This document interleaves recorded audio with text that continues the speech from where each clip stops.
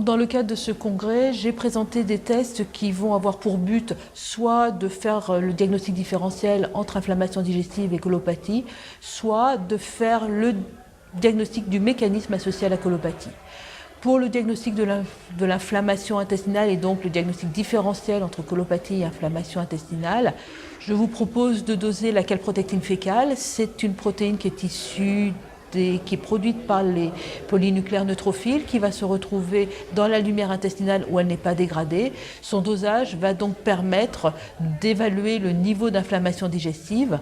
S'il y a une inflammation digestive, le taux sera élevé. S'il n'y a pas d'inflammation digestive, le taux sera normal, inférieur à 50 microgrammes par gramme de sel. Il faut savoir qu'il existe une zone grise, en fonction des techniques utilisées, entre 50 et 150, voire 250 microgrammes par gramme de sel.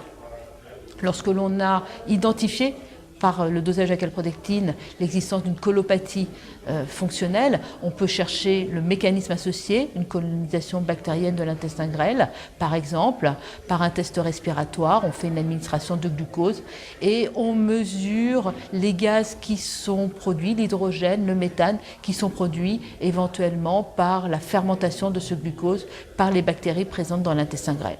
On peut également documenter une intolérance au lactose. Cette fois-ci, on fait une administration de lactose. S'il est mal absorbé, il sera dégradé par les bactéries présentes dans le microbiote intestinal, ce qui produira là aussi une augmentation des gaz hydrogène et méthane dans l'air expiré.